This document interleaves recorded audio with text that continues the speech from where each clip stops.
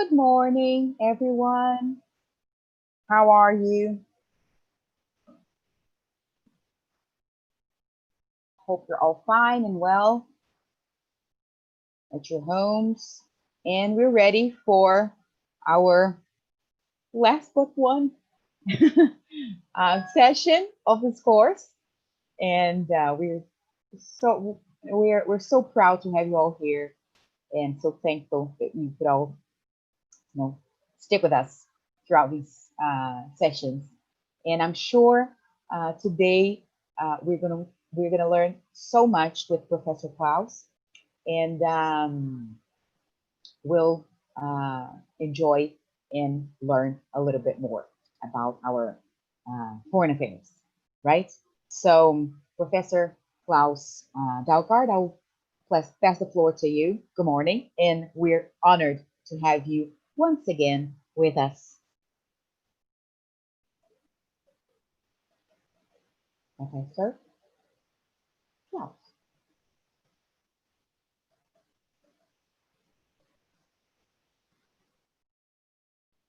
Some say good morning, some say good evening, some say good afternoon in the chat. Professor Klaus, are you there? Oh, good. So we can't hear you. Right. I've been unmuted now. So thank you so much for being with us once again. Okay. It's my pleasure. So great. Good morning, good afternoon, and good evening, depending on where you are, to all of you. My name is Professor Klaus Dalgaard. I am a professor of international and comparative politics at the Department of Political Science here at UFMG.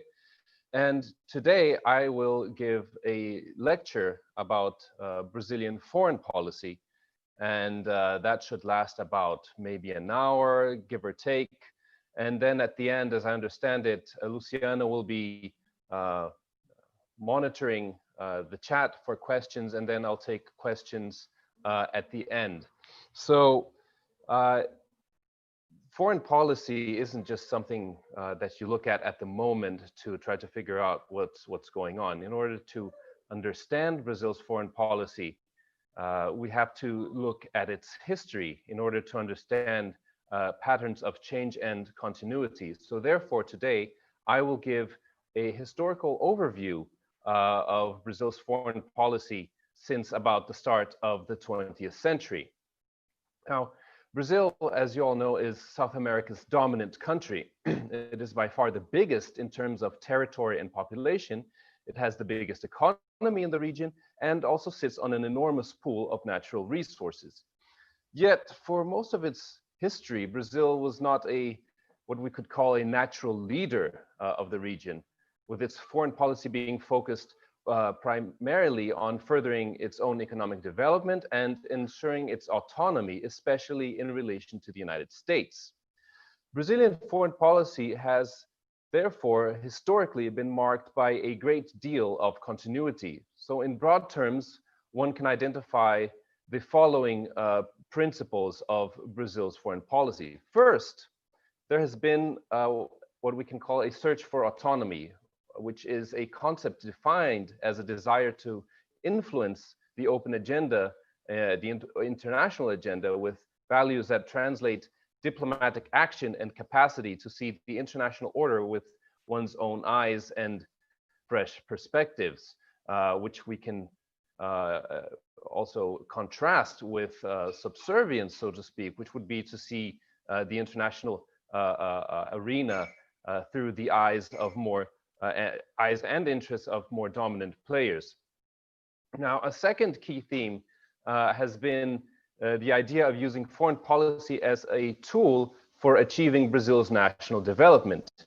This has been the objective par excellence of Brazilian foreign policy as a public policy devoted to translating domestic necessities into external possibilities. So in this sense, development has been a means to reduce the power asymmetries that were responsible for South American vulnerability historically, thus making clear the link between the need for development and the quest for autonomy. And a third important principle in Brazilian foreign policy historically is the desire to be recognized, a sort of search for prestige, if you will. And this aspiration turns into foreign policy's very reason for being. And this desire can be tracked back to the late 19th century when Brazil started joining multiple international agreements and organizations in various policy spheres. The fear of being marginalized manifested itself even more strongly at the start of the 20th century when Brazil made a point of participating in the Hague Conference of 1907, as well as in the Paris Peace Conference of 1919 in the aftermath of the First World War. And on both of these occasions, Brazil argued strongly for the equality of states and against the distinction between so-called great powers in contrast to other powers, be they minor or middle powers. So these principles, these three principles, have survived as guides for Brazilian foreign policy ever since. Yet, how these principles have been interpreted and translated into action have changed very significantly along the decades. So to get a sense of this evolution, we only have to look at the meaning of the term autonomy in Brazilian foreign policy. And since an abiding characteristic of Brazilian foreign policymakers is their slow rate of change and careful consideration before action, the historical context in which Brazilian foreign policy has taken place is therefore critical for understanding the evolution and nature of policies pursued by Brazil's foreign ministry, which is also known as Itamaraty, named after the palace in Rio de Janeiro, where it was originally situated. Reminding you all, of course, as you might know by now, that Rio de Janeiro was the capital of Brazil before 1960. So today I will trace the development of Brazilian foreign policy since the days of the Baron of Rio Branco's tenure as foreign minister in the early 20th century until the beginning of the Jair Bolsonaro presidency last year. So starting with the early 20th century, the roots of contemporary Brazilian foreign policy can be traced to the decade-long tenure of the Baron of Rio Branco's tenure as foreign minister, which was between 1902 and 1912. It was during this period that Itamaraty, the foreign ministry, began to assume a reputation for professionalism, preparation, and apoliticism, at least with respect to domestic political debates. It was also during this period that a series of fundamental precepts for the conceptualization of Brazilian foreign policy were first elaborated. At the heart of this policy program was a desire for Brazil to be a leader among states and a shaper of the emerging world order at the time. Yet there also remained the persistent problem of Brazil's actual power not matching its perceived potential, leaving the country vulnerable to a coordinated attack by its Spanish-speaking neighbors or marauding European powers. Now, the solution which was pursued to these problems by the Baron of Rio Branco was two-pronged. First, on the continental level, he successfully settled Brazil's remaining undefined borders through a process of negotiation and arbitration with its neighbors. Secondly, the residual concerns that the demarcation of national territory would be the first step in a process of conquest were subsumed by the Baron of Rio Branco's strategy to forge a close alliance with the United States in order to improve Brazil's position in the region, as well as to protect against foreign incursion. In that sense, Rio Branco's solution was to form a strategic alliance with the US by wrapping Brazil in the mantle of the Monroe Doctrine, which basically stated in US foreign policy doctrine that the hemisphere of the Americas was the United States' sphere of influence and that European and other powers should stay out. Therefore, the Baron of Rio Branco was actively informed the world that Brazil accepted the Americas as the exclusive preserve of US influence and assured Washington that it could count on Brazilian support in international forums. In other words, Brazil's search for autonomy in foreign policy during Rio Branco's tenure as foreign minister can therefore be described as autonomy through approximation with the United States. However, the United States was not interested simply in Brazil's goodwill in international forums. The United States made very clear to Rio Branco that the favor and support of the US government depended on Brazil's ability to provide meaningful assistance in hemispheric affairs in the rest of the South American and Latin American region. And it is here that the subtlety of Brazilian foreign policy during Rio Branco's tenure can be found, which is highlighted by his success in combining the approximation to the United States with an emerging sub-regional leadership role. Rio Branco recognized that Washington would need an interlocutor in South America if the precepts of the Monroe Doctrine were to remain workable. And that was a role, of course, which Rio Branco was happy to see filled by Brazil. So although Rio Branco did want peaceful relations with the rest of South America, it was clear that Brazil should have a preeminent role, a position that would emulate US leadership in Central America and the Caribbean. So a balancing act was therefore introduced into Brazilian foreign policy, which sought to ensure that Brazil remained the international and institutional leader in the region, but which did not pursue this goal through a policy of open or mindless obstructionism. Now, going on a bit further in history, from the Getúlio Vargas period starting in 1930 until the start of the military dictatorship of 1964, we can see that the persistent stresses of decades of uncertainty about Brazilian access to the US market and the shifting intensity of military assistance given by the US did not begin to form cracks in the approximation policy until well into the first Getúlio Vargas period, which lasted between 1930 to 1945. So after the Brazilian economy was devastated by the collapse of coffee exports during the Great Depression in the 1930s, Vargas reached the conclusion that Brazil would have to undergo a process of national development and industrialization, which would require access to new markets, as well as a diversification of exports and the acquisition of new technologies. So Brazil would have to make a shift from being a mostly primary raw materials and commodities exporter to go into a process of industrialization of its economy. And the result was the first major change in foreign policy since Rio Branco had held office in the first decade of the 20th century, leading to the rise of what we could call a developmental foreign policy.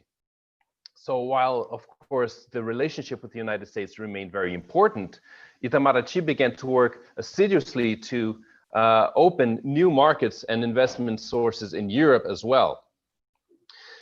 So in the post-World War II years, Brazil continued to remain a staunch ally of the United States, playing a very important role in the establishment, for example, of the Organization of American States. Brazil's president at the time, between 1946 and 1951, Eurico Gaspar Dutra, expected some reward for Brazil's loyalty during and after the Second World War, preferably in the form of some sort of Marshall Plan style assistance with industrialization, much like the European countries got. But the role for Latin America in US foreign policy in the post-World War II era started to change from being active allies to a mere supplier of raw materials and ready supporter of US proposals in the international forums. This is seen through the prism of the new reality of the Cold War. The Cold War became the main focus of US foreign policy, and therefore Latin America started becoming less and less important in the big bipolar confrontation that characterized the Cold War. So in terms of comparison, where President Woodrow Wilson was president of the United States during the First World War, had actively worked to include Brazilian representatives in the major post-World War I forums, the aftermath of the Second World War, by contrast, saw Brazil excluded from such formative discussions as those held at Bretton Woods, New Jersey, which created the World Bank, the International Monetary Fund, and the short-lived International Trade Organization. And this marginalization was repeated most crucially in the United Nations, where very active and energetic Brazilian efforts to help create the organization resulted in only a consolation prize of perennially providing the annual opening address to the General Assembly, rather than the desired permanent seat to the United Nations Security Council. So slowly, the US policy of benign neglect, so to speak, made it clear that little external assistance would be forthcoming for Brazilian national development. Disappointment that Brazil's loyalty during the Second World War was not rewarded and eventually turned into disenchantment with the United States, as the US not only began to turn the policy of containing communism in Southeast Asia and in Europe, but also continued to pursue a policy in South America that effectively downgraded Brazil's privileged role in US-Latin American relations. And the outcome of this was an increasingly independent foreign policy stance from the short-lived second Getúlio Vargas government, which lasted from 1951 to 1954.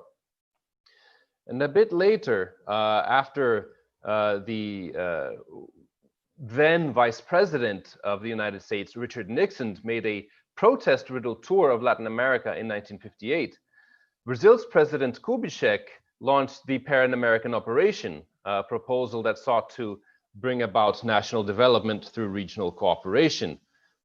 And two aspects of the PanAmerican Operation are of particular importance here. First, it was predicated on the assumption that national development would be possible without substantial regional cooperation. Rather, that it would be impossible, sorry. And second, that the project actively sought US support for the region's development goals.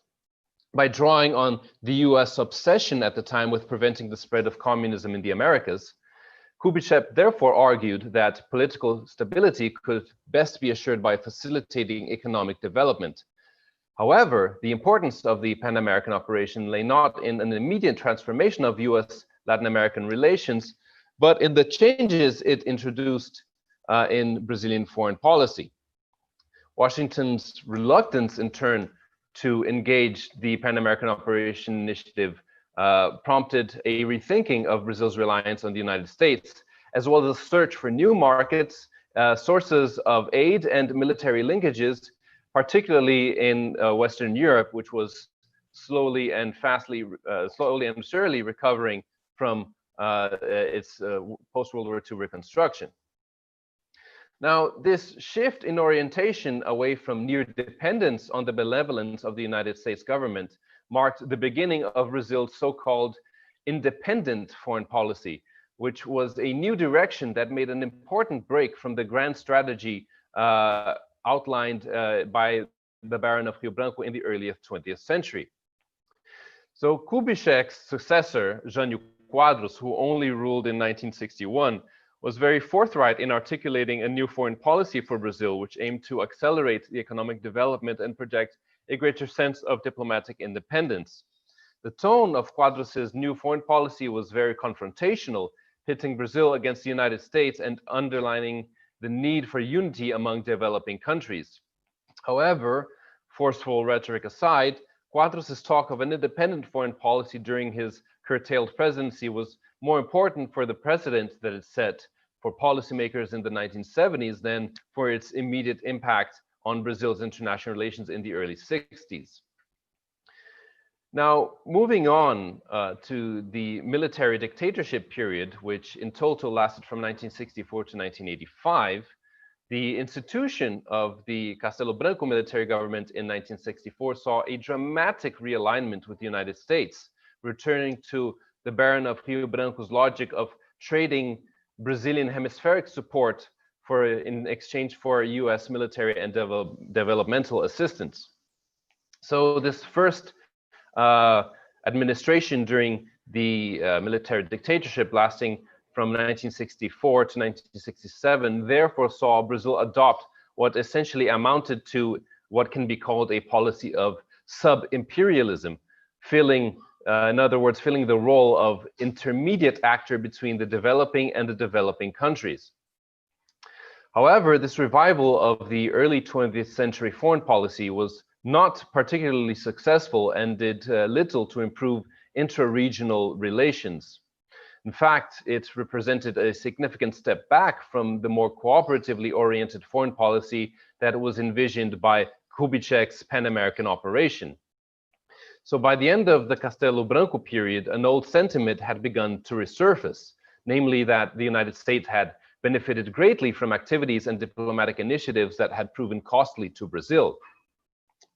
This therefore revived the disenchantment that had led to Jânio Quadros' concept of an independent foreign policy, while significantly weakening the enthusiasm for a close US-Brazil relationship during the Costa A Silva presidency, which lasted from 1967 to 1969.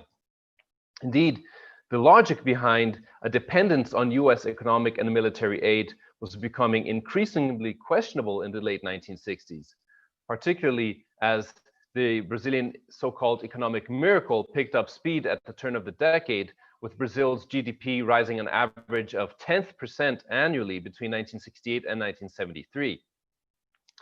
The accompanying boom in production and export of manufactured goods corresponded with the height of the military government, which then gave the nationalist Medici presidency from 1969 to 1974 a high degree of optimism and reviving public perceptions that Brazil might be on its way to becoming a world power at the time. This, in turn, raised concern within the military that excessive reliance on the United States for training and equipment was beginning to undermine Brazil's strategic autonomy, particularly its ability to act as a major power in South America. So internal economic growth in Brazil and an expansion of international trade and economic ties were accompanied by a significant deepening of relations with Bolivia and Paraguay as part of a policy to increase Brazil's influence on the continent. And this, in turn, reawakened fears of Brazilian imperialism in the rest of South America, especially in the other great power or middle power of the region, Argentina. Yet, the antagonistic appearance of Brazilian foreign policy during the Medici presidency was quite misleading, because rather than focusing on regional domination, the emphasis was on national development and the expansion and diversification of international linkages. Therefore, Brazil's foreign policy under Medici can be considered a quest for autonomy that rejected notions of automatic alignment with the United States. Moreover, this policy explicitly viewed development, which was the primary national interest, as a project best pursued alone. The autonomous tone of Medici's foreign policy was continued by his successor, General Ernesto Geisel, who ruled from 1974 to 1978, but with a veneer of responsible pragmatism, which meant affirming autonomy from great powers and expanding ties with countries from the global south, both bilaterally and in international institutions, but which in effect continued the distancing of Brazil from the United States. Geisel's foreign policy was therefore marked by Brazil's approximation with countries of the global south, since closer relations with third world countries would lead to diversification of interests and consequently less dependence on rich countries. So increasing South-South relations would thus seek to bring the North-South dialogue to a new level, as coordinated action by developing countries could reduce international power symmetries, or so the logic went at the time. However, this foreign policy of responsible pragmatism did not imply a full alignment with the Third World Agenda, which is evidenced by the fact that Brazil was never a full member of the non-aligned movement. But while it was the subsequent presidency of Figueiredo in 1979 through the end of the military dictatorship in 1985 that brought the initial resurgence of regional integration policy in the Southern Cone region of South America, these developments were made possible by the quarrelsome tone of the Geisel presidency. Because even if for over 70 years, Brazilian policy in the region had followed Rio Branco's precept of maintaining a policy of official cordiality towards Argentina, the mutual distrust between these two countries was always in the backdrop. So the Geisel period extended this distrustful aspect of Argentine-Brazilian relations, rupturing the policy of official cordiality and raising the very real possibility of a nuclear arms race in the Southern Cone. So in this context, mutual distrust between the two countries flourished into personal animosity between their leaders, making the improvement of bilateral relations impossible until a leadership change took place. Thus, with the departure of Geisel from office in 1979, the mutual fear of nuclear competition convinced the foreign ministries and armed forces in both Argentina and Brazil that their pattern of bilateral relations had to be drastically altered. So now we start to move into the new democratic period, with redemocratization starting in 1985. So for many years, especially during the Cold War, we can see that autonomy essentially meant that Brazil kept its distance from, and therefore kept out of, the superpower disputes of the time. In other words, what we can call autonomy through distance.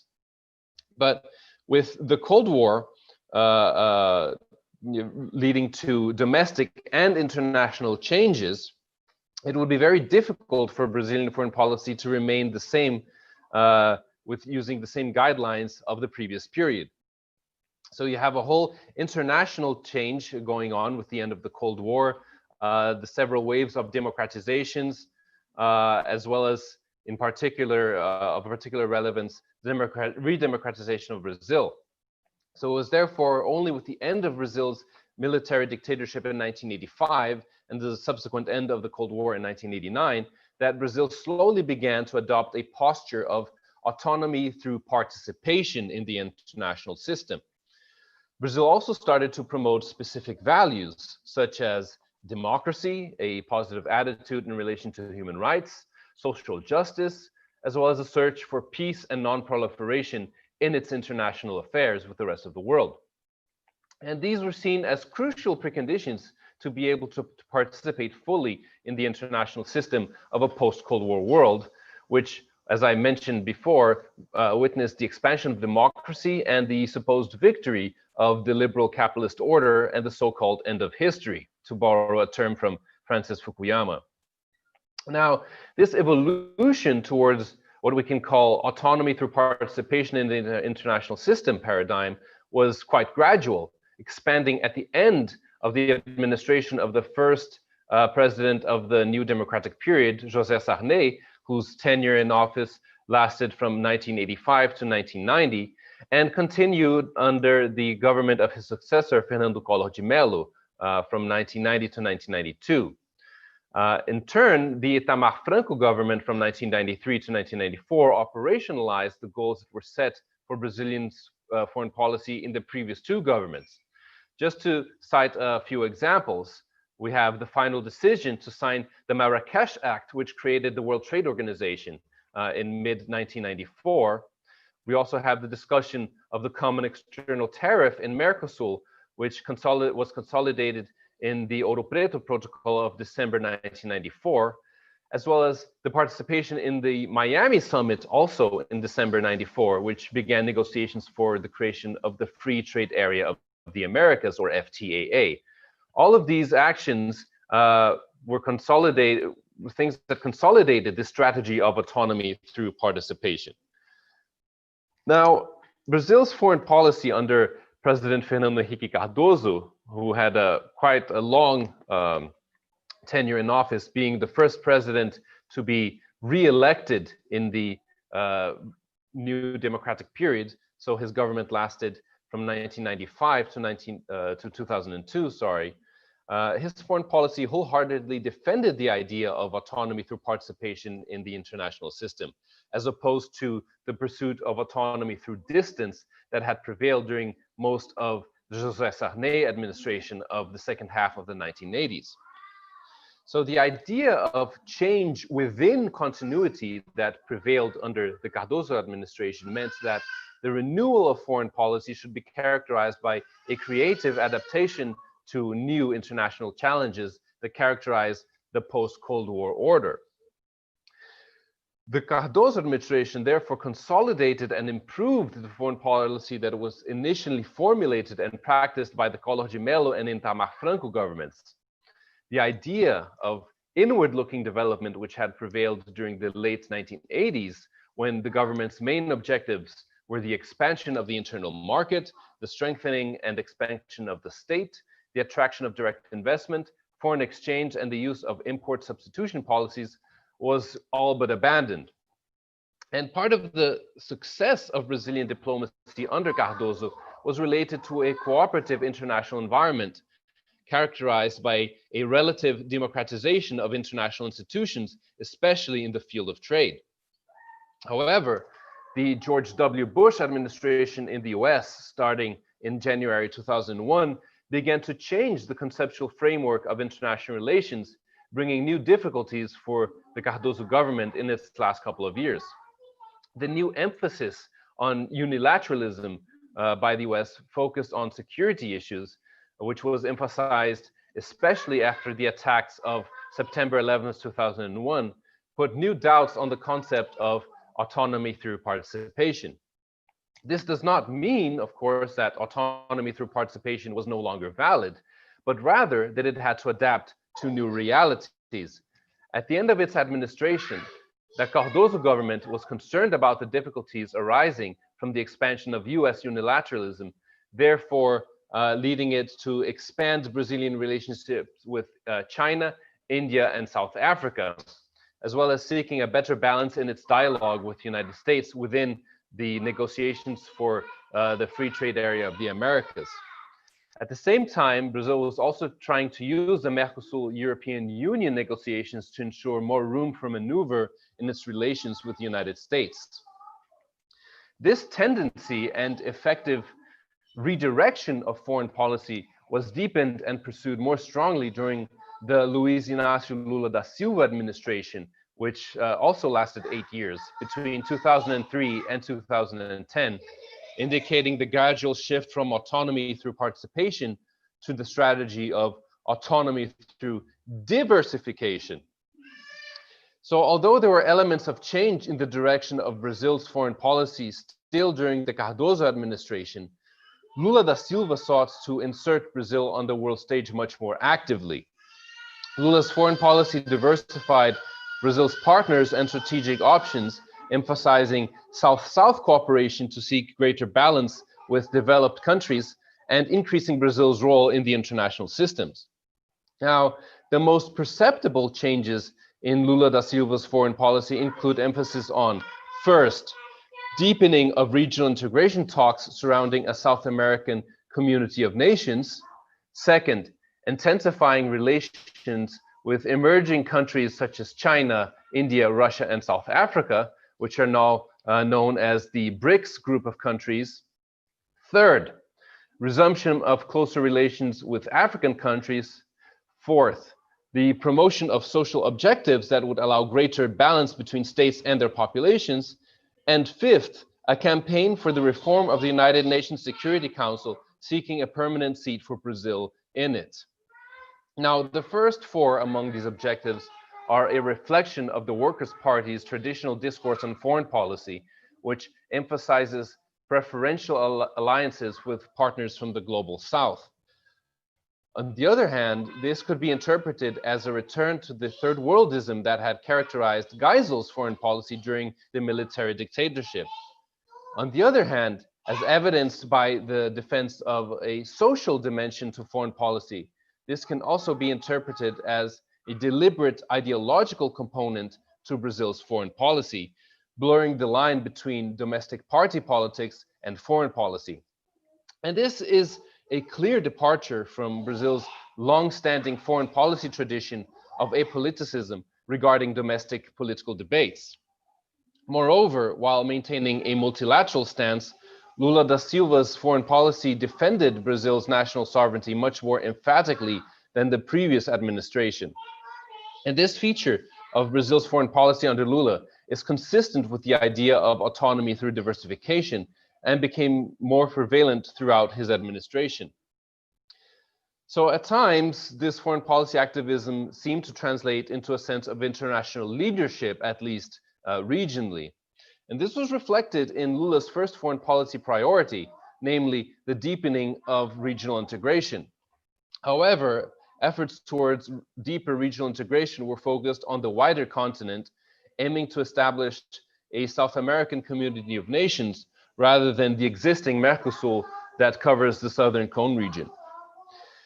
And the eventual creation of the South American Community of Nations, or UNASUL in Portuguese or UNASUR in Spanish, was made possible by the so-called pink wave, which was a context in Latin America during this millennium's first decade, when left-wing and center-left governments were in power simultaneously in most countries in the region.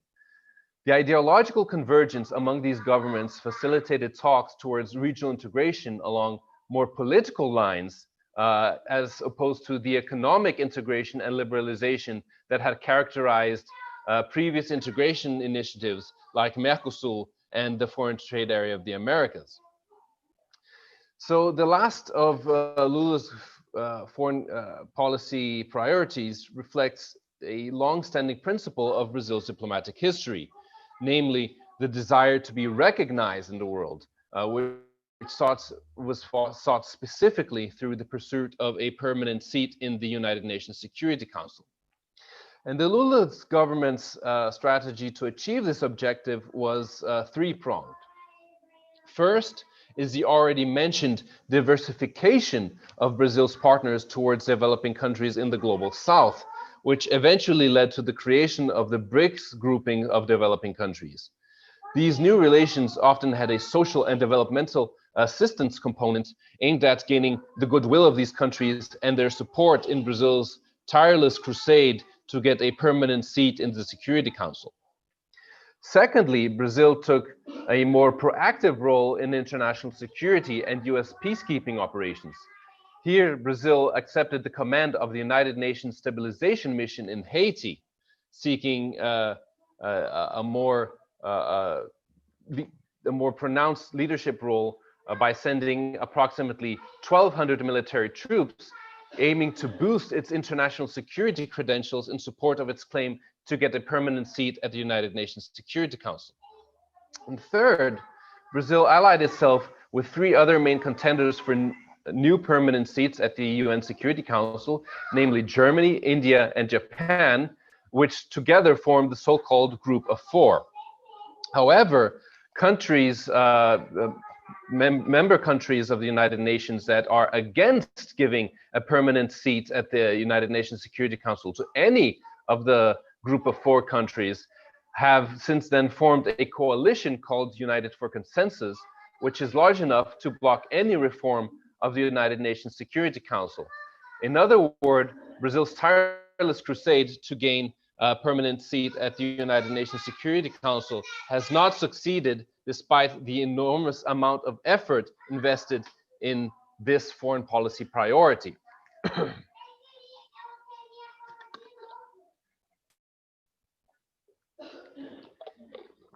Nevertheless, despite criticisms of an over-ambitious foreign policy objectives, often resulting in frustration, it is indisputable that under President Lula, Brazil became a very active promoter of international cooperation, of regional integration, as well as a keen advocate for a profound reform of the international political system. Yet little of this activism survived after Lula left office in 2010. Mired in a domestic political and economic crisis, the country has largely been absent from the international stage since then. In fact, many commentators have argued that the past decade has been characterized by Brazil's long retreat from the international stage. For instance, the country made deliberate choices to disengage from key international forums on security. This disengagement is also reflected in the closing embassies and consular representations across the globe, as well as other cutbacks at Itamaraty. As a consequence, many of the foreign policy initiatives started by Brazil in recent times now lie perishing or abandoned completely. For example, Mercosul has been essentially paralyzed, reflecting a broader trend of the abandonment of regionalism as a foreign policy tool. So with this, Brazil's push for profound reforms of the international political architecture have come to a halt without showing durable results. Commentators have also made a series of arguments to explain the situation. Some point to the country's internal political and economic problems as an explanation for its passive posture. Others point to Lula's successor, President Dilma Rousseff's relative lack of interest in foreign affairs, in sharp contrast to her two immediate predecessors. Yet others, however, looking at the more strategic level, point out that even during this period of activism, Brazil's foreign policy was always hampered by what some have called ambiguities and strategic confusion. More specifically, changes in domestic conditions have meant a loss of coherence and an associated inability to effectively influence external events. The first of these conditions was the change of president. So regardless of the economic crisis through which Brazil is now going through, Dilma Rousseff took office in 2011 with little interest in foreign policy. While she was handpicked by Lula as his successor, she had for years been his domestic fixer and had far more interest in domestic affairs.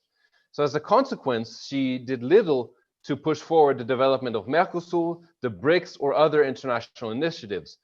So in that sense, the retreat from the international stage by Brazil predated the economic and political crisis which ended up engulfing the Rousseff government. Therefore, the economic and political crises faced by Brazil from around 2014 onwards became just another factor in explaining Brazil's declining interest in foreign policy. But it was in no way the starting point nor the only factor. It was, however, crucial in three aspects. First, it consolidated this lack of interest in foreign policy institutionally as cutbacks were made to Itamaraty's budget in the name of austerity, closing several diplomatic missions across the world. As such, the decline of Brazil's leadership capacity has essentially been locked in at the institutional level for the foreseeable future. Second, the economic and political crisis in Brazil has sharpened the ideological divide within the country and spilled onto the diplomatic stage, especially when it comes to Brazil's relationship with its own neighborhood. And this has become particularly evident in relation to Venezuela. Third, some of the actors that were heavily promoted by Cardoso and Lula in their push for Brazilian insertion into the international arena, such as the construction company Odebrecht and Brazil's national oil company Petrobras, have in recent years been involved in huge corruption scandals. So having been key partners in Brazil's foreign policy, these scandals have had a direct impact on Brazil's ability to project itself abroad in a very practical sense, in that it impedes any possibility of the country using these companies to project itself as a benevolent benefactor to others, especially financing infrastructure projects or fostering other aspects of South-South cooperation. Key players executing the strategy are currently sitting in jail, while confidence and trust in the motives of the Brazilian government and its companies have almost evaporated abroad. And therefore, as a consequence of these three factors, the last one in particular, not only was Brazil offering international leadership during the past decade, but there was also very little demand for it by other countries. So moving on to the current presidency, after a few years of immobility and diplomatic inertia during the Dilma Rousseff and Michel Temer governments, Brazil is now seemingly seeking a greater international presence under President Jair Bolsonaro, who's been in office since in January last year. President Bolsonaro's statements indicate a commitment to a policy more focused on partners such as the United States and Israel, and especially the commitment to reverse the practices adopted during the foreign policy of the Workers' Party's governments between 2003 and 2016, which were engaged in South-South cooperation through the logic of autonomy through diversification. For Bolsonaro, Brazil must abandon the ideological bias that has allegedly prevailed since the last decade, both domestically and internationally. However, given the relative youth of the Bolsonaro government, an evaluation of its foreign policy is still relatively speculative, especially considering that the focus of Brazil and all other countries in the world, for that matter, the past 6 months have been almost exclusively domestic because of the coronavirus crisis. So based on at least the first year of the Bolsonaro presidency, what can we expect of Brazilian foreign policy under Bolsonaro? First and foremost, we can expect a greater convergence with the United States, which Brazil had close relations with during the Lula W. Bush period, but went through a relative cooling since 2013 during Rousseff's government. Bolsonaro's admiration for Trump policies may result in a strategy of autonomy through approximation, reinforced by the two presidents' sharing of common ideas, especially in their criticism of immigration, UN multilateralism, and Maduro's Venezuela.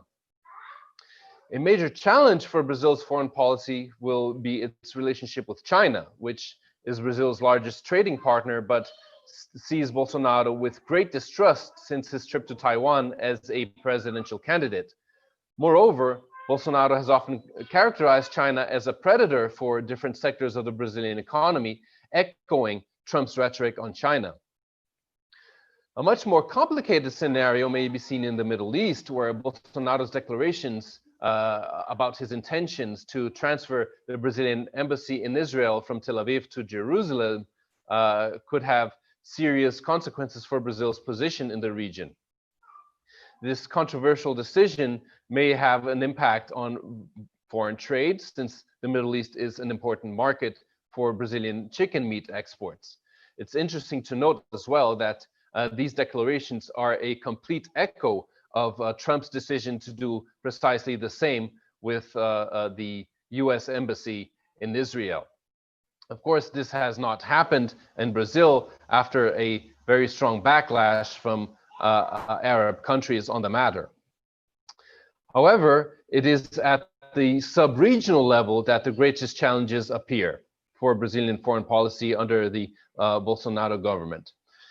The president has stated that Brazil will continue to engage in the region, but only with Latin American neighbors free of dictatorship, which points to a move away from Venezuela.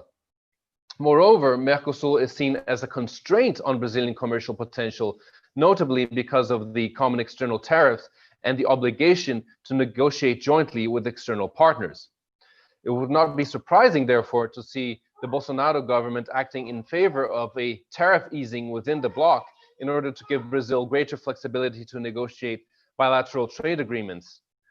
So with regard to the commercial dimension of foreign policy, President Bolsonaro and some of his senior advisors have indicated a preference for bilateral agreements, ruling out the priority traditionally given to negotiations in the multilateral trading system. Another variable that raises uncertainties about Brazil's international engagement is Bolsonaro's criticism of the United Nations and multilateralism in general. The contempt for multilateral institutions where Brazil has a strong presence and performance seems very striking in Bolsonaro's rhetoric, which could in turn bring serious constraints on Brazilian diplomacy, which has traditionally and historically defended multilateralism and international organizations. In that sense, Brazil's foreign policy will confront what has been termed globalism, which is a sneering term for openness to the world. Bolsonaro has also stated that he wants to pull Brazil out of the Paris Climate Accord. And his government has, as you know, aligned itself with populist nationalists in other countries, above all Donald Trump, but also the leaders of Italy, Hungary, and Poland. So to bring this talk to a conclusion before opening up to questions, I'll make a bit of a thematic overview. And despite variations we can see that despite variations in the specific interpretation of the term autonomy and Brazil's search for autonomy in its foreign policy and how best to achieve the country's development, as well as the personal imprint that individual presidents have had on Brazil's foreign policy throughout the decades, it is worth recalling the remarkable degree of continuity in the overarching principles guiding Brazil's foreign policy. In particular, Itamaraty's reputation for professionalism, preparation, and apoliticism in foreign policy making has been a hallmark of Brazilian diplomacy for a century, since the days of the Baron of Rio Branco. However, it's important to recognize that in his critique of Brazil's foreign policy during the governments led by the Workers' Party from 2003 to 2016, especially the accusation that it was heavily ideologically driven, Bolsonaro might actually have a point. The Workers' Party governments abandoned many of Rio Branco's values that had underpinned the historical continuity of Brazilian foreign policy priority, despite occasional variations in the interpretation of the national interests. For instance, the Workers' Party's priorities of South-South links was often a veil of anti-Americanism. It also failed to stand up for democracy in Latin America, preferring to ally itself with left-wing dictatorships in Venezuela and Cuba, as well as elsewhere. In the Middle East, for example, when visiting Israel, Lula refused to go to the Holocaust Memorial, instead going to Yasser Arafat's tomb, and later infamously called Colonel Muammar Gaddafi his brother, mentor, and teacher. So as we have seen, many ideology-driven foreign policy initiatives undertaken during the Workers' Party governments resulted in frustration, despite the enormous time, effort, and resources investment. However, Bolsonaro risks making the same mistake of basing policy on ephemeral ideological affinity rather than on underlying national interest. His assault on globalism also exposes a contradiction at the heart of his governmental platform. And that is that Bolsonaro's economic team has no interest in quarreling either with China, a big investor with which Brazil has a trade surplus, or with Arab countries by moving Brazil's embassy in Israel to Jerusalem. Bolsonaro's stance on climate change, moreover, has also had an effect on relations with European countries and threatens the chances of the long-delayed but recently signed free trade agreement with Mercosur being ratified by all individual EU member states.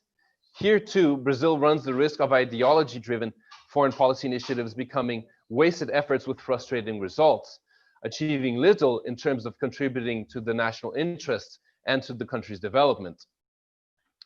So the tentative lesson to be taken from this is that despite a century of relative apoliticism from the Brazilian diplomatic establishment, foreign policy has become ideologized in Brazil since the Lula government. This is in part a consequence of the country's redemocratization process since the late 1980s, through which foreign policy, which had traditionally been relatively insulated from domestic politics, has increasingly been seen as another public policy and therefore susceptible to party politics. And since an abiding characteristic of Brazilian foreign policy makers has traditionally been their slow rate of change, the domestic politicization of foreign policy took some time to fully manifest itself, becoming most noticeable during the Workers' Party's governments. So in that sense, Brazil's current foreign policy direction under President Bolsonaro is, ironically, a continuation of this recent ideologizing trend in Brazilian foreign policy, albeit on the other side of the ideological divide. So if this ideologizing trend is a new fundamental characteristic of Brazilian foreign policy, a result of the country's relatively recent democratization process bringing public opinion also into foreign policy, this would mean that foreign policy analysts and diplomatic historians will have to start looking at Brazilian foreign policy from different conceptual perspectives from now on. If, however, this is just a passing trend that characterized the Workers' Party's governments and now the Bolsonaro government in reaction to the former, we may well see Brazilian foreign policy return to its relatively apolitical tradition in future governments, with these two parties governments representing an anomaly in a century-long foreign policy tradition otherwise marked by a great deal of continuity. So whether it is the first or the second of these hypotheses that turns out to be accurate, only time will tell. What is certain for now, however, is that these recent changes in Brazil's foreign policies are a fascinating subject to study and to try to understand. And if you are interested in learning more about Brazilian foreign policy, there's a particular book that I would like to recommend in English if you want to learn more about Brazilian foreign policy, at least until halfway through the Lula government, which is it's called Brazilian Foreign Policy After the Cold War by Sean Burgess, published by the Florida University Press in 2009, on which I have based at least part of this presentation. And now I am very, very happy to take questions from all of you. And I kindly ask Luciana to mediate the questions in the chat section. And now I pass the word over to her. Thank you very much for listening. Thank you so much, Professor. Such an insightful presentation. And we do have many questions here. So we have Lydia here. She's from Portugal, Universidade de Coimbra. So she says, when we talk about Brazilian foreign policy, is it impossible to not talk about regionalism? Therefore, I would like to know, what is your opinion about comparisons that are made between Brazilian vision of regionalism and EU regionalism? What are the similarities and the differences that can be pointed out? That's a very good question indeed. And I would say that there are some important similarities and important differences as well. Starting with the similarities, I think that when we talk about comparative regionalism around the world, of course, European regionalism is sui generis, or one of its kind, and the most successful and first one as well. But I would argue that the one that approximates most of the European case is the Southern Cone regionalism, perhaps the South American as a whole. And the most important similarity is that both of these regionalisms come out of a necessity to seek peace and security in the region. European regionalism came out of the two disastrous world wars that start in Europe, where they basically say we have to start going to war against each other, and the best way to do this is through regional cooperation and subsequent integration. And that was actually the start of regional integration in the Southern Cone, eventually leading to Mercosur, as I hinted at in my presentation, with the need to stop the historical mistrust, and which was almost starting to lead to a nuclear arms race between Brazil and Argentina, much in the same way that European regionalism was a way to end the historical mistrust between France and Germany. And both pairs of countries in both cases of regionalism indeed have become the motors or locomotives of integration in this part of the world. Now, I would say that the most striking difference between the two is the lack of supranational institutions. There are some intergovernmental institutions in the case of South American regionalism, but the fact that there are supranational institutions with some powers and sovereignty delegated to the supranational level in the European Union have been a much stronger factor in pushing forward regional integration. Of course, Europe is also marred by what has been called a stop-go process of regional integration, sometimes going forward, sometimes stopping, sometimes going back. And that is part of the interplay between supranationalism on the one hand and internationalism, intergovernmentalism on the other. Whereas the South American regionalism is completely intergovernmental, which means it is much more susceptible to this stop-go process and the whims of the different governments in the region. So in order for regionalism to go forward in South America, it depends very much on the convergence of all the governments in question, which had two very strong periods. One in the 1990s because of the global zeitgeist of neoliberalism and the Washington Consensus at the time, as well as in the first decade of the millennium because of the pink wave and the convergence of several left-leaning governments in the region. We have had periods where there were right-leaning governments in some countries and left-leaning governments in others, regionalism has basically been at a standstill because they can't reach an agreement in regional summits. So I would say those are the main similarities and differences in regionalism between Europe and South America. Excellent. Now we have a pretty straightforward question by Denise. She asks, Professor, I have two questions. Why is Brazil the country that opens the annual UN meeting, and the role of Brazil in Israel state creation? Okay, right off the bat, I will have to apologize and say that I know very little about Brazil's role in the creation of the state of Israel. Though the little I know is that, you know, Osvaldo Aranha had who was then Minister of Foreign Relations at the time, did have a role to play and had bilateral conversations with the United States at the time. But I'm know fairly little about any further details, so I'll have to apologize on that point. As for the first question, I did mention that in my talk.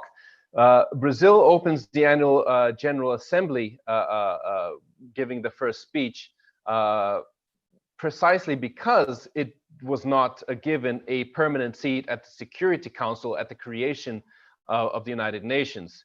So it received this as a consolation prize. You know, since it did not get a seat at the table, then okay, at least you get to open the General Assembly every year. That's in a nutshell what the reason for that. Fair. Okay, and then we have Licenia. Thank you, Professor. What do you think is Brazil's role in the future of the Community of Portuguese-Speaking Countries, CPLP, founded in 1996, nearly 2 decades after the beginning of the decolonization of the Portuguese Empire? Well, I think that will depend very much about the government that's in power. Obviously, it is. I'm not even sure whether the current government even is aware of the existence of the CPLP. But of course, there's much interest in creating the community of Portuguese-speaking countries, and it has received different emphases depending on the governments in questions. It was very, very active during the Cardoso and during whose administration it was created, and in particular his successors, Lula da Silva's foreign policies, particularly since Lula da Silva had a very strong foreign policy focus on the African continent. However, as I mentioned, there has been a very strong disinterest in foreign policy in general by Lula's successor, Dilma Rousseff. The short-lived Temer government was completely uninterested as well in foreign policy because it was mostly focused with the domestic economic crisis. And as I mentioned, I frankly don't see the Bolsonaro government having any interest whatsoever, if it even knows about the CPLP's existence. So in a nutshell, I think Brazil's future role in the future of CPLP will be completely determined by the foreign policy priorities of future governments. Excellent. So we have another interesting question by Carrie Bell, just from Queen's University in Belfast. Professor, do you think that Brazil will ever be content with its position in terms of being a global influence, or will the country be an eternal country of the future? País do futuro. Well, firstly, I don't think again, it depends a lot on the president, on future presidents. If we have future presidents who, like the previous two, are relatively disinterested in foreign policy and much more focused on domestic affairs, which is also in and of itself a result of the domestic context. You know, it's you can foreign policy does not win votes in elections almost anywhere, perhaps with the exception of the United States, which is, you know, a global hegemon. So foreign policy is uninteresting for electoral politics domestically. So in times of domestic turmoil, in particular economic crises, governments tend to be much more focused on you know, the domestic issues. And Brazil has been mired in domestic and economic turmoil since at least 2013, 2014. So it is only natural that governments take less of an interest in foreign policy.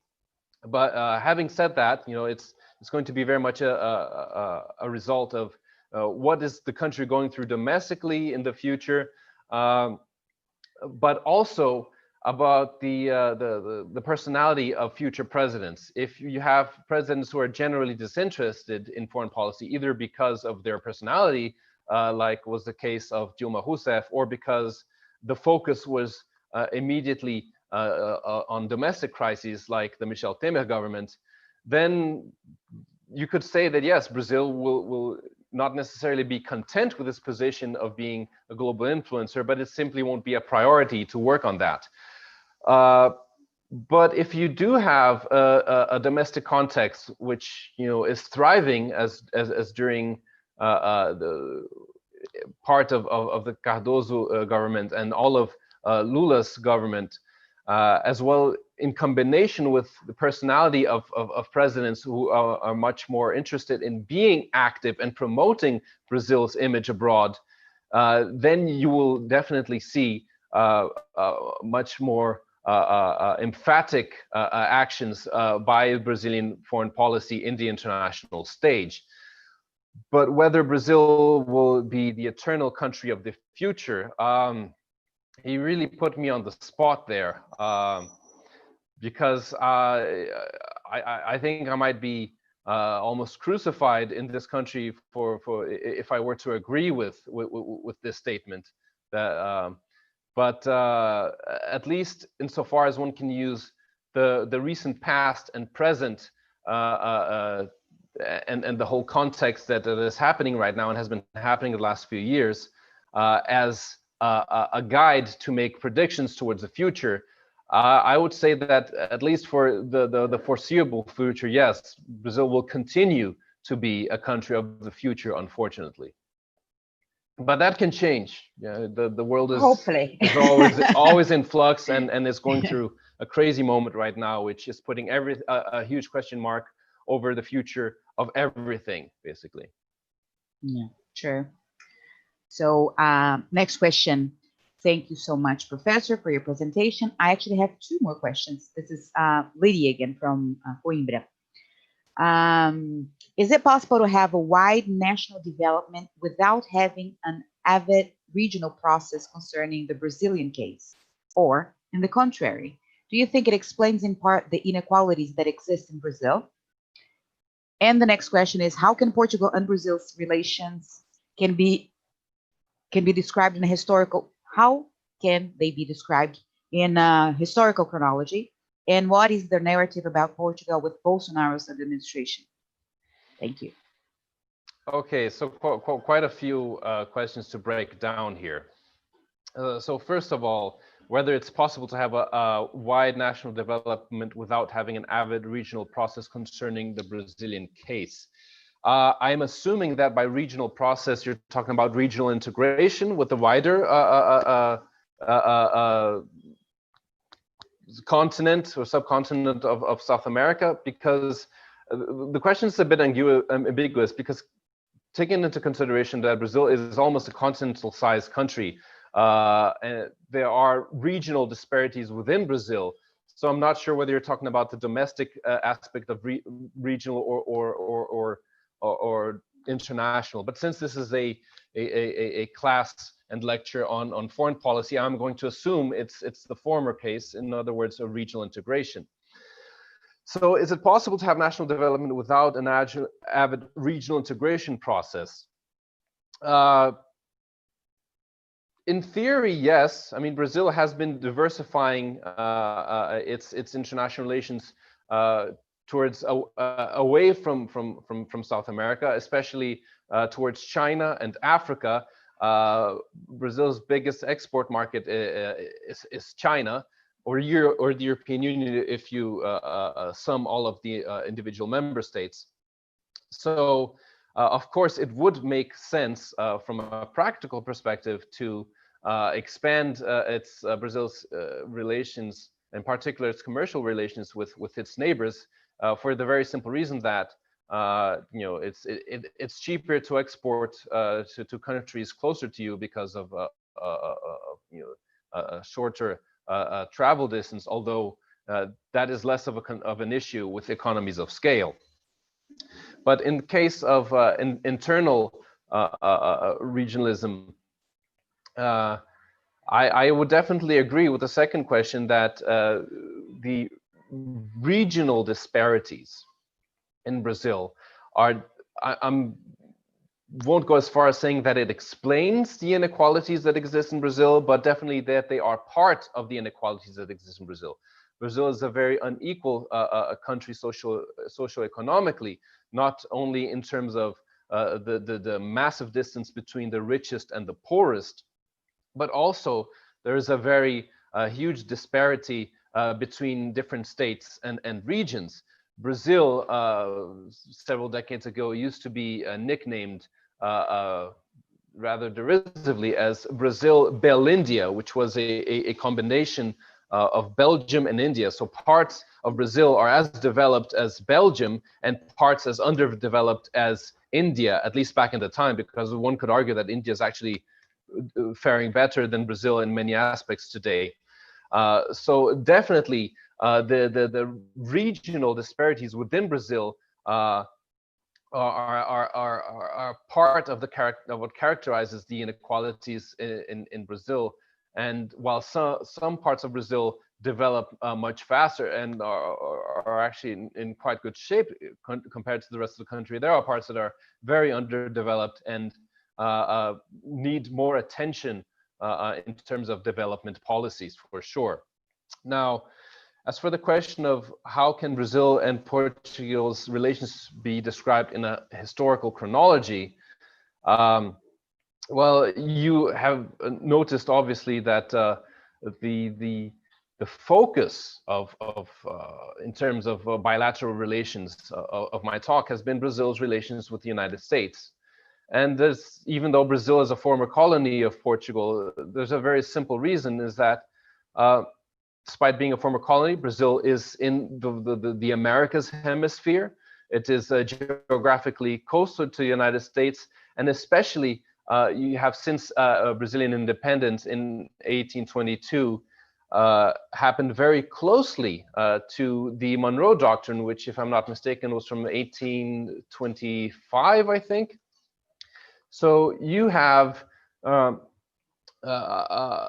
historical convergence of two events: Brazil's independence and a new policy by a recent great power in international affairs, which was the United States, basically saying that Europe, stay out of the Americas. This is our sphere of influence.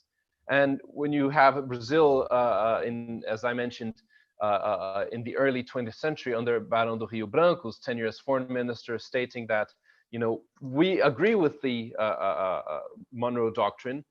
We want to keep European powers out of here, and within the Monroe Doctrine, we want to help be sort of the interlocutor between the United States and the rest of South America. Since then, you have a very strong alignment, which has, you know, varied in intensity along the decades between Brazil and the United States. So the U.S. has historically been the most important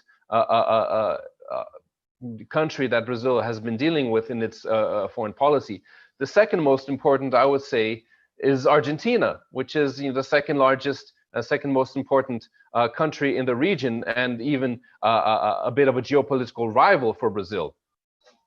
And so in that sense, of course, there are historical and very strong historical and cultural ties between Brazil and Portugal.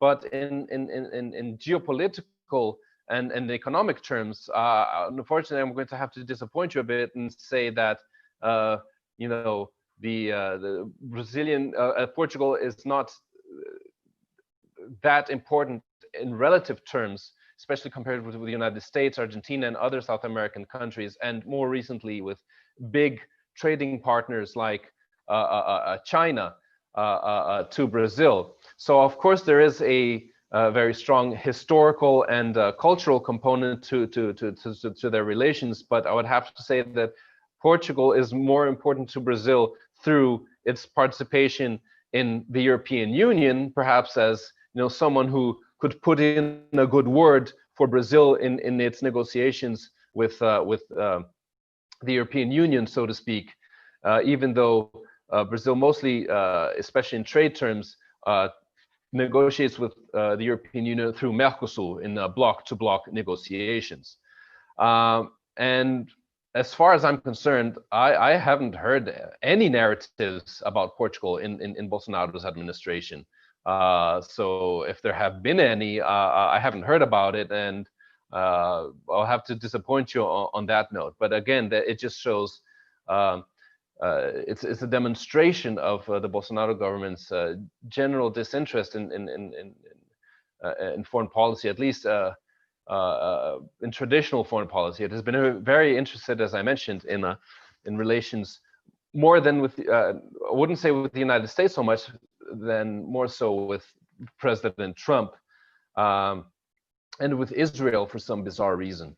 Yeah, so yeah, lots of question answer right there. Sorry if I haven't answered any, No, not that well. No, that was great. So, and then Cassie asked the question I wanted to ask. Thank you, Cassie, from King's College London. Thank you very much for the lecture, Professor. I was wondering to what extent the sanitary crisis that we are experiencing today will influence or change foreign policy in Brazil, given the fact that it's been dealt with chaotically. Yeah, well, I think that these are two very separate things, but of course you can look at indirect influences and manners of one shaping the other. And there are two that I would like to point out.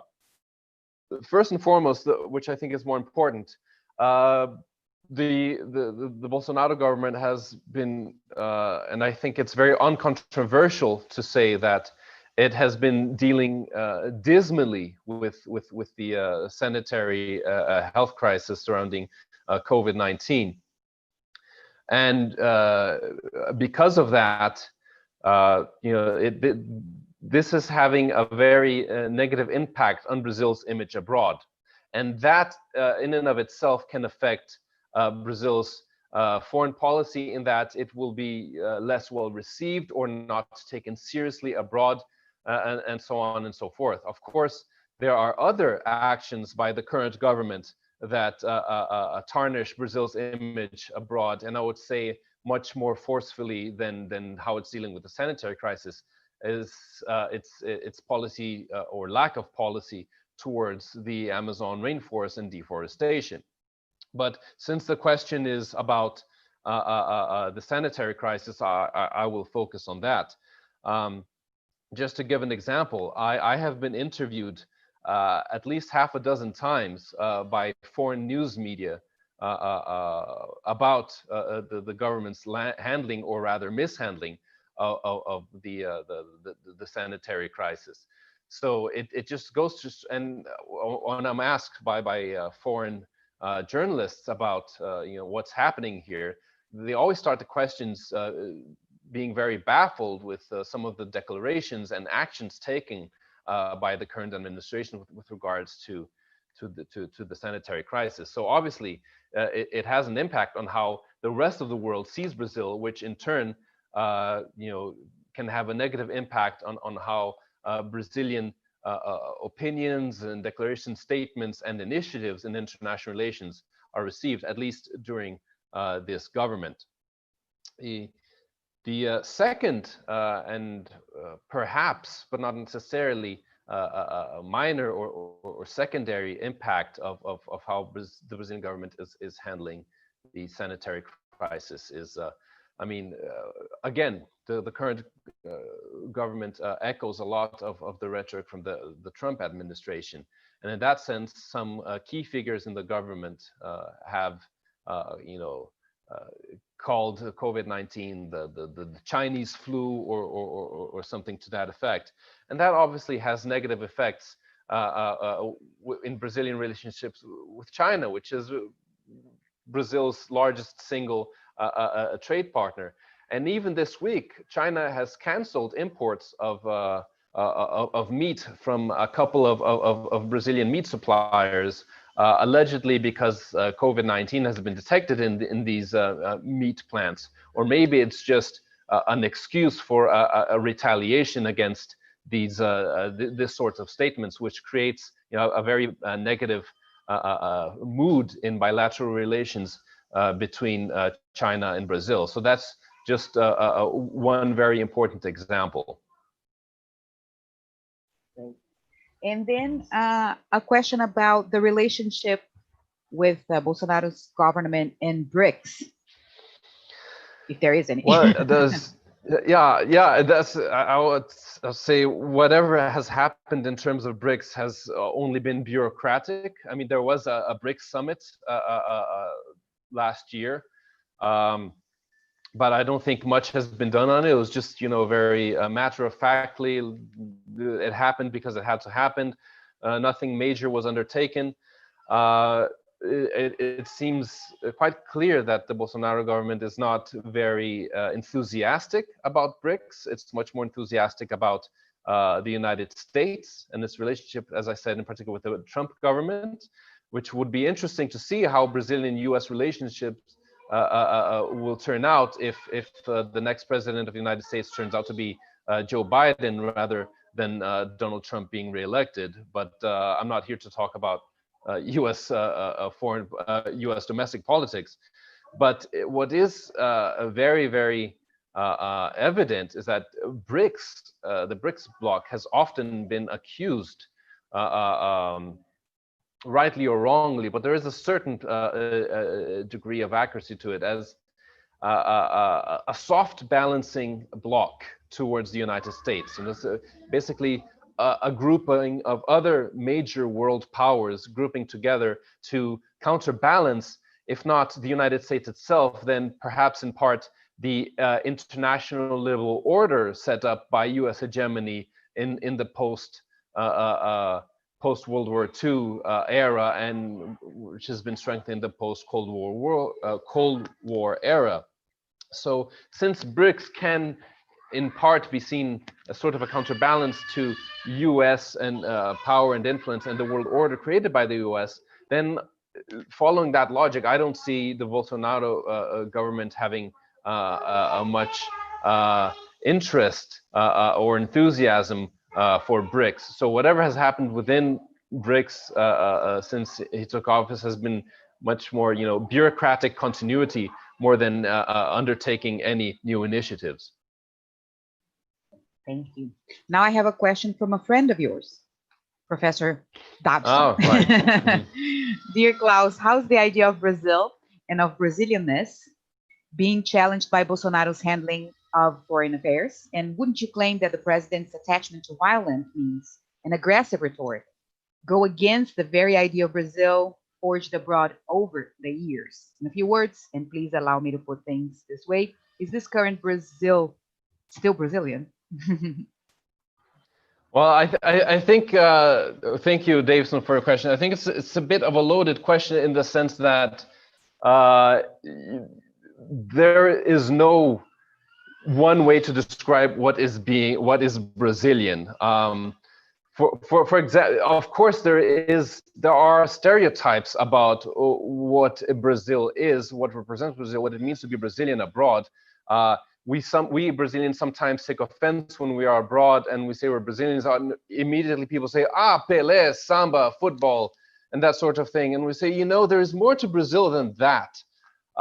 So, you know, I don't like to see one way of what it means to be Brazilian and what Brazil represents. It's much more complex and multifaceted than that. Now, having said that, of course, there are predominant and overarching stereotypes of what Brazil is. But, you know, focusing on the international foreign policy image that has been, you know, shaped by Brazil in the past, say, 3 decades internationally, Brazil as, and of course, these haven't been always the same images. I think we can make some similarities and differences between, I think, the 2 most important shapers of the Brazilian image abroad in the past 3 decades, which have been Fernando Henrique Cardoso and Luiz Inácio Lula da Silva. But largely, the commonalities we can see is, you know, a country that is very much a staunch advocate of the international multilateral order. That image definitely is being challenged right now. Brazil as willing to cooperate and willing to mediate other issues in international relations, whether or not those attempts have been successful, is something else that is being challenged for sure. So I think more than talking about challenging what it means to be Brazilian, I think there are challenges for sure about recent history, foreign policy traditions. And I think it's undeniable that there is there are negative effects. There can be negative effects about you know, these challenges to these Brazilian way of doing things in foreign policy that has been developed over the past decade, given the current government's actions and rhetoric. But my hope is that, as I mentioned or hinted at in my presentation, that this might, you know, in the larger view of history, you know, of people in the future looking back, that this might be seen as an anomaly, you know, that Brazil's traditional, long-standing bilateral and multilateral partners in international relations are just, you know, sort of putting Brazil in the cooling box, so to speak, for now. So, okay, we'll just let us, as we say in Brazil, let it go in through 1 year and out to the other, and then resume negotiations and more fruitful and cooperative bilateral and multilateral relations in the future. So I mean, definitely, it's having an effect, but I see this personally more as a temporary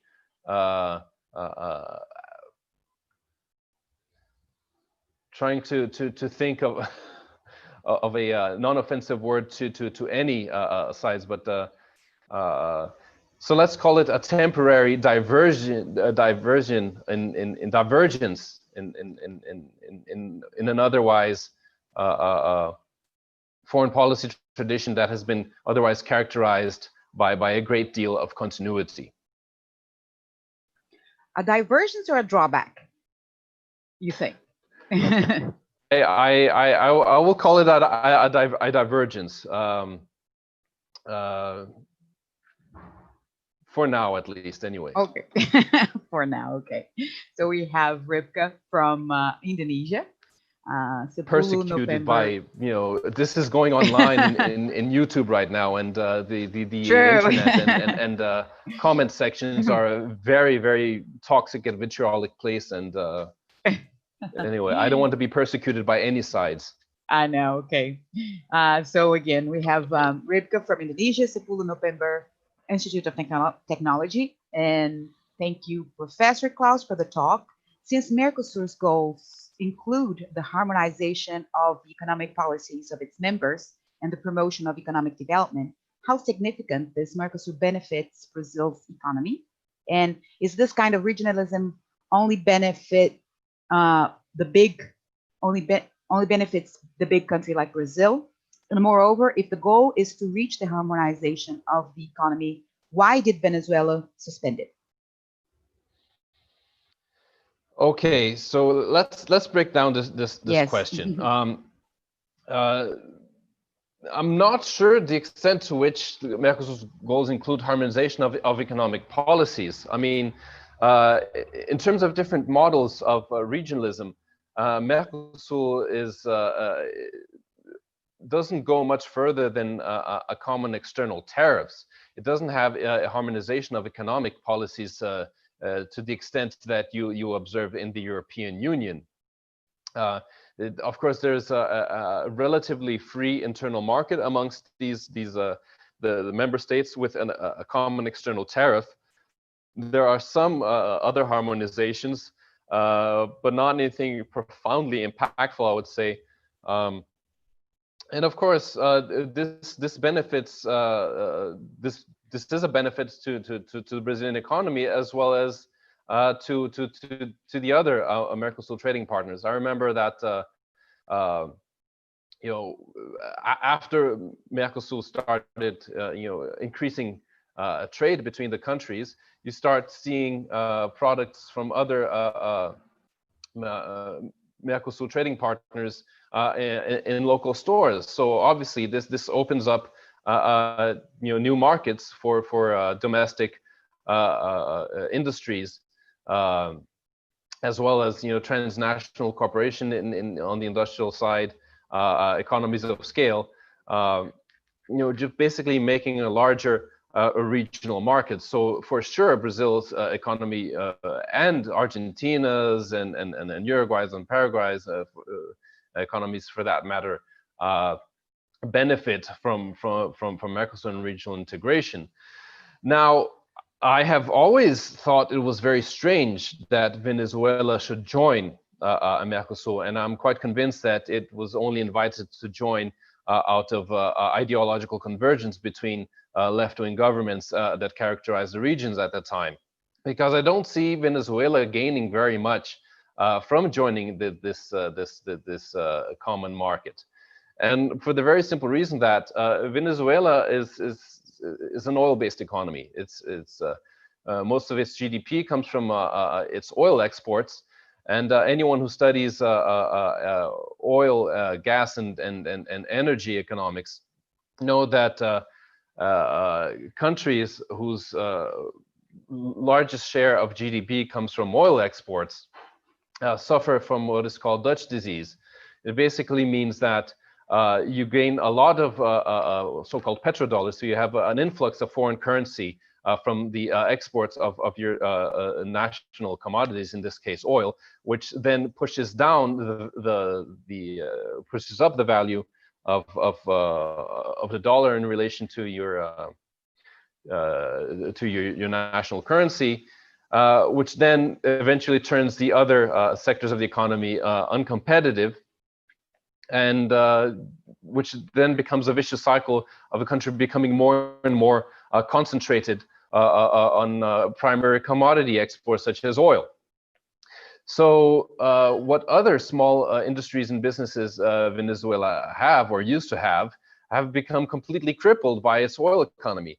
And by joining a bloc like Mercosur, sure, you could argue that consumers would benefit from cheaper imports of Brazilian and Argentine products. But on the other hand, competition of cheap products further harms what other industries that Venezuela has. So you have their domestic market being flooded by cheap imports of Brazilian, Argentine, and other Mercosur members products. So I really don't see how much Venezuela has benefited from joining. Moreover, and another anomaly in Venezuela joining is that it does not classify under the democratic clause that is required of Mercosur member states, which is basically show that because of this ideological convergence between the governments at the time, they turned a blind eye to what is essentially a precondition for membership in order to have, an ideological ally become part of it. And even Venezuela becoming a part of Mercosur, there was no attempt whatsoever to harmonize economic policies between the members, much less with Venezuela. So right now, Venezuela is suspended, first because there is no longer an ideological convergence between the governments, which is the primary reason, and secondly because it doesn't doesn't qualify under the democratic clause, and it was never going to harmonize its economic policies anyways, because that's not a goal of Mercosur. So I think that right now it's safe to say that Venezuela is a member of the Mercosur only in name only. Excellent. Okay, I think we have time for a couple more questions. And we have Victor from UFMG. Says, Professor, thank you for the excellent lecture. Brazil's going through a huge pressure on its disregard towards environmental issues. Since climate change is getting an increasingly greater role in world affairs, especially in Europe, do you think it may become an even bigger problem in the future? Sanctions or military pressure in the worst case? Okay, so just to break down the question is whether Brazil's environmental actions are going to have an impact on its role in international relations and its foreign policy. And as I hinted at in answering a previous question, and I will now expand on, definitely, much more so than Brazil's handling of the current sanitary crisis. The current government's complete disregard for the environment, and in particular with regards to deforestation, is, I think, the biggest single factor tarnishing Brazil's image abroad. I don't know about economic sanctions, at least there aren't any signs of that yet, let alone military pressure. But I think the biggest effect that we are seeing right now is in the commercial sphere. In particular, last year, the Mercosur and the European Union, after at least two decades negotiating a free trade deal between the two blocs, signed the deal. But after the negotiators in the executive branches of governments have negotiated and reached a final deal, they must then be ratified by the legislatives of the countries involved.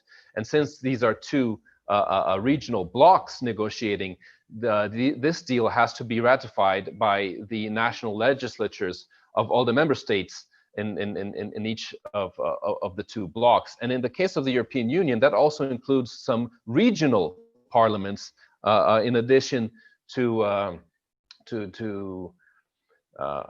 national parliaments. So just to use the example of the EU-Canada free trade agreement a few years back, that was initially railroaded by I think, if I'm not mistaken, it was a Belgian regional parliament or a regional parliament of one of the US member states that rejected the deal. And then it had to go back to the drawing board and be renegotiated because a regional rather than the national parliament rejected the free trade deal. So numerically speaking, in and of itself, it's already very hard to get such a trade deal passed. Now, what is happening with regards to this deal in relation to the Brazilian government's mishandling of environmental policy towards the Amazon is that several European governments, the French government in particular, are threatening to reject this deal if Brazil doesn't do something about the way it's handling or mishandling the environmental crisis and deforestation in particular. So that's on the government side, where Brazil's the way Brazil has been handling deforestation and environmental policy has an effect. On the commercial, on the private side of the commercial aspect, you have several major companies in the world sending open letters to the Brazilian government saying, listen, if you don't get your act together on environmental policy and take action to stop and reverse deforestation, we're going to stop doing business in Brazil. So you have initiatives not only from governments but also from private actors saying that so it's almost a threat of an economic sanction, but not by governments, but by the private sector itself, which traditionally speaking, in the sanctions literature, only obey economic sanctions when they're ordered to do so by their governments. But now they are threatened to do so by their own accord, because in the world that we live today, public image is very important, and shareholder interest and the public in general won't buy products and will protest very actively against companies that are seen to be acting in immoral ways. So for sure, I think there is we're starting to see an impact or threats of negative impacts towards Brazil as a result of the way that the current government is handling the environment, for sure. Excellent. Just a note, Professor Davison says it was the Netherlands. The Dutch parliament rejected the EU Mercosur agreement. No, I was actually talking about the EU-Canada free trade agreement that had to go back to the drawing board. Right.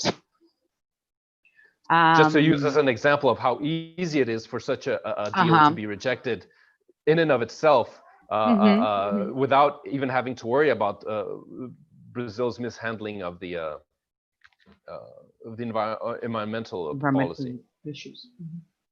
So a question from the USA, Sarah, from the University of Oregon. Professor, thank you for your talk. Has it ever been possible to separate foreign policy and economic alliances from politics and political ideology? That's a complex question, Sarah. So firstly, I would say that historically, yes. But in more recent times, that seems to be having become, at least in practice, more difficult. I mean, as I mentioned in my talk, the Brazilian foreign policy establishment has historically had a reputation not only for professionalism and preparedness, but for apoliticism. For being, very pragmatic, matter-of-factly, and not letting domestic politics and ideology get into the way they handle international affairs. So historically speaking, at least until the 1990s, Brazilian foreign policy has always been very insulated from domestic politics and basically done its own thing very pragmatically, based on the national interest. Of course, as I mentioned, there have been some variations based on the president in power, the government in power of the day, and how they saw the best way to achieve Brazil's national development, which has been the eternal goal of Brazil's foreign policy. How can we use foreign policy to best achieve our national development? And there are different answers to that based on the personality and personal experiences of the leaders and other key policymakers who were in power in different times. And of course, political ideology is part of that. When you've had so-called national developmentists in power, they have sought development through import substitution or perhaps more inward-focused ways to achieve development, and the foreign policies have reflected that. Whereas if times when you've had more liberal ideologies in the governments in power, You've had more open foreign policies, at least in the commercial sphere, and that is much more reflected in domestic policies than in foreign policies. But in today's world, it seems that not only in foreign policies and economic alliances, we're witnessing an increase in the role of political ideologies, in detriment to pragmatism, I would say. And particularly this relationship that you mentioned in the question about between foreign policy and economic alliances. It seems that some countries, not all of them, and I think Brazil is under the current government an example one, but also you can definitely see that in the Workers' Party's governments, and in that sense, the current government is a reaction to actions taken by the Workers' Party's government. So they're two opposites of this same trend of letting foreign policy decisions and economic alliances being influenced by politics and political ideologies. So I think that perhaps it is a sign of the zeitgeist in which we're living, that ideology is coming back to the fore and is therefore influencing the foreign policy choices and economic alliances much more than they were in the past. Yeah, I think along the same line, Hamlin asks, what does Brazil have to gain from its approach to the United States, or Trump's government, to be more specific? Is it just an ideological matter? Because from her point of view, it's doing harm to our international relations, if this is true also. Yes, I definitely think that it seems to me to be predominantly an ideological choice. You could argue by the same token that what did Mercosul, Brazil and Mercosul, have to gain from accepting Venezuela into Mercosul back in those days?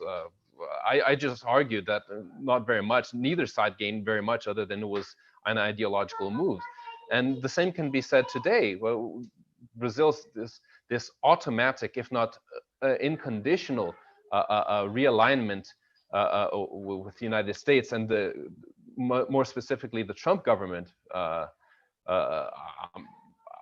don't see Brazil gaining very much from it at all, and it has had many negative implications for the rest of Brazil's international relationships, in particularly because the Trump administration itself has been very aggressive against other international actors, be they other countries or multilateral institutions. But unlike the United States, Brazil cannot easily afford to do so. I'm not saying that the US doesn't pay a cost for doing so as well, but the US is in the relatively privileged position, at least compared to Brazil, of being a superpower. So you can get away with doing certain things that others don't like. Other countries have to simply tolerate these actions and rhetorics in virtue of the fact that you are dealing with a world superpower. Brazil is not, however. So other countries can say, you know what, I'm not going to stand for this, and take actions against this these sort of actions. So I really don't see what Brazil is gaining from this automatic and unconditional alignment with the Trump government. And I think this is particularly visible in the current sanitary crisis. Despite cozying up to the Trump government and Trump's inner circle for the last year and a half, we just have to see that the Trump government, despite that, has limited the entrance of people who had been in Brazil for the past 2 weeks because of the spike in COVID-19 cases in Brazil. So there's no special relationship there whatsoever, perhaps in the mind of the current government, but at least in that sense, the U.S. government has been more pragmatic. It's yeah, sure, Trump always makes compliments of the Bolsonaro government and Bolsonaro himself, but you know, when it comes to actual practical action, you know, America's first, as Trump has always said. Yeah, excellent. That was excellent. We're running out of time now. Thank you so much, Professor. It's been, you know, great talk and such insightful thinking about Brazilian foreign policy and our current situation. It's been a pleasure having you. And then, guys, I would like to ask everyone to open up their cameras so that we can see everyone's faces. This is an interesting time where everybody opens up their camera so we can see the diversity of our audience, right? And thank you very much. And thank you. It's been a pleasure. Yes, and then people from the summer school have some classes right after this one. So just a short time to grab some coffee and be back in a while. Okay, thank you again. Okay. Thanks, everyone. And we'll be back in a few minutes. All right, bye-bye.